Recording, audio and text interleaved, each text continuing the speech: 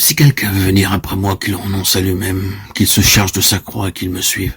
Matthieu 16, 24. Renoncer à soi-même. D'un mot, le Seigneur va droit au but.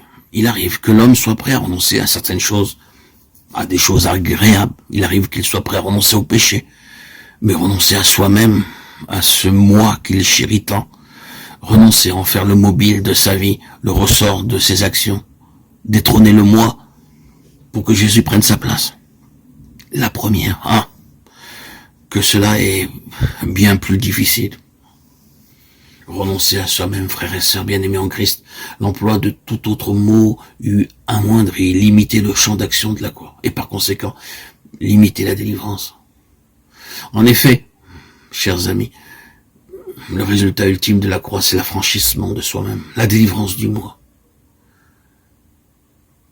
Auditeur, auditrice, si quelqu'un se charge de la croix, accepte l'esprit de la croix, manifesté en Christ au calvaire, et renonce à soi-même, il est alors assuré d'être affranchi du péché, des terreurs de la loi du monde et de l'esclavage de Satan.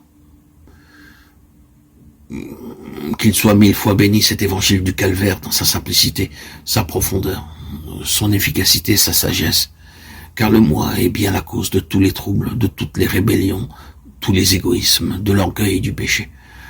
Que l'homme se considère comme cloué au bois avec le Christ, jour après jour, heure après heure, que dans les difficultés, les luttes inhérentes à cette vie, il renonce à soi-même et habite dans le calme et la paix du Sauveur.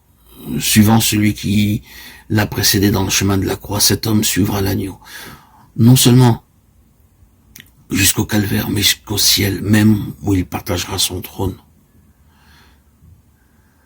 Y aurait-il pour les disciples un autre chemin que celui que le Christ a suivi?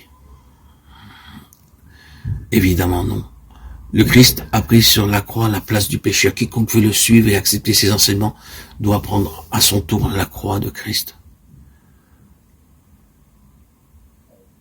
Lorsque les disciples avaient commencé à suivre Jésus de Nazareth, ils n'avaient sûrement jamais entrevu la possibilité du calvaire.